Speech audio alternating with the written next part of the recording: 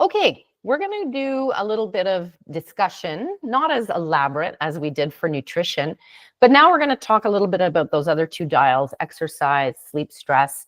And then at the end, I also want to tack on to this discussion the talk on troubleshooting muscle gain. Okay, so if you're not gaining muscle. Let's go back to the low fitness story. Low VO2 max and not consistently meeting health authority guidelines for minimums of cardio aerobic activity for good health constitute low levels of fitness. So my benchmark for clients is ability to achieve a steady, sustained heart rate of 125 to 135 for at least 45 minutes. Now, the reason fitness is impactful for body composition, again, is through a multitude of complex mechanisms that don't strictly relate to energy balance. So when we think of exercise, we tend to think that it's based on energy expenditure, and this is how it keeps us from gaining body fat. That is a very narrow and incomplete picture and may not even be the case. Exercise instead has a multitude of impacts on influencing our body fat percentage that have nothing to do with calorie balance. Exercise helps us to build better quality and greater numbers of what are called mitochondria. These are the little organelles inside each and every one of our cells and are very plentiful in active people's muscles that help us to be sensitized to insulin and use available energy to turn or food energy and turn it into energy for our bodies. So, but doing a sufficient quantity and sufficient intensity of exercise is what's needed to adapt these mitochondria. So just like we need to stress our muscles sufficiently to build muscle mass, so too do we need to do a sufficient intensity of cardio aerobic activity in order to foster these adaptations. And the mitochondria are only one part of this story. I'm vastly oversimplifying what happens to the human body when you become fitter cardio aerobically. But let's just imagine that what we're trying to do is effectively build mitochondrial mass, not muscle mass. And so you need to sufficiently stress the current mitochondrial function to its limit in order to for the body to want to build better quality or more mitochondria. So that level of stress is relative to your current level of fitness.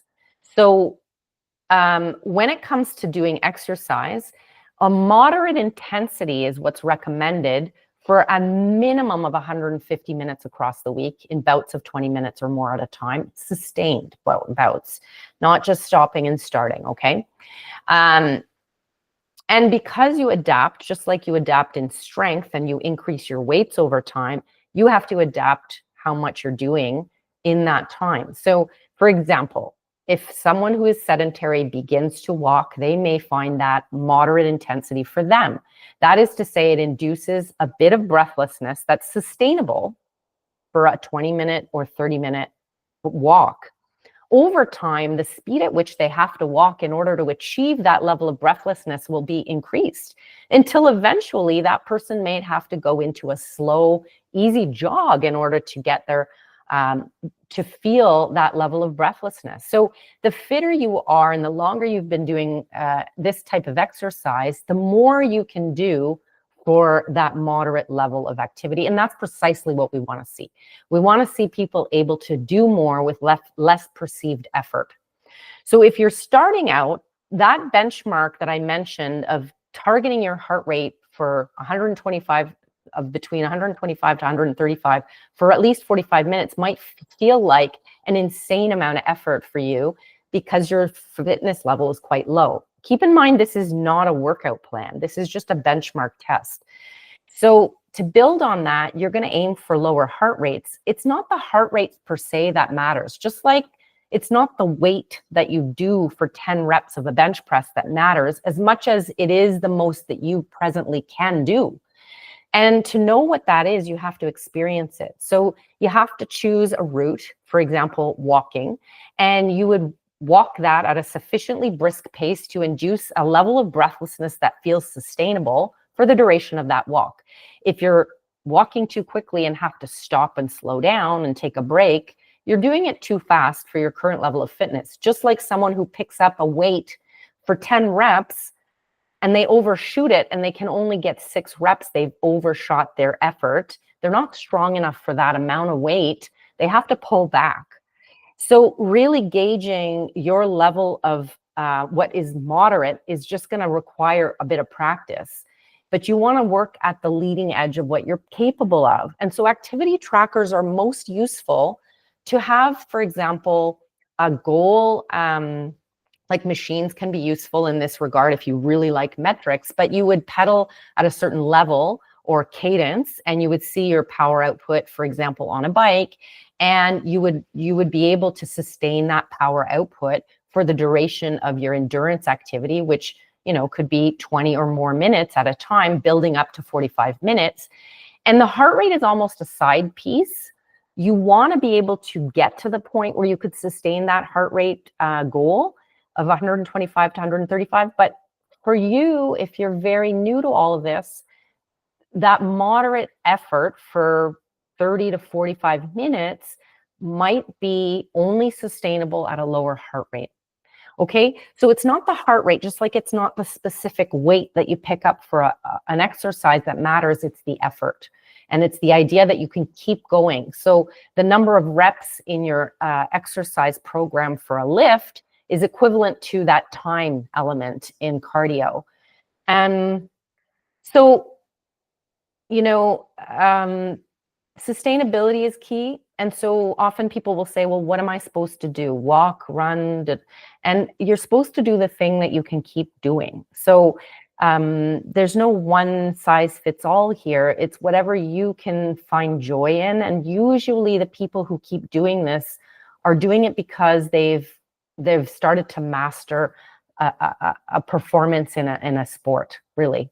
So whether it be swimming, whether it be cycling, whether it be skiing, typically more like an endurance style skiing, you can keep your heart rate up doing this activity and be completely lost in the activity because you enjoy it. And that's ideal, right? So less than ideal is maybe taking it to the gym, but that may be essential during certain times of the year when you can't do your endurance activity. Find something you can do. Now, because we can talk about this other dial, sleep and stress, a little bit, but we've covered this in quite large detail elsewhere.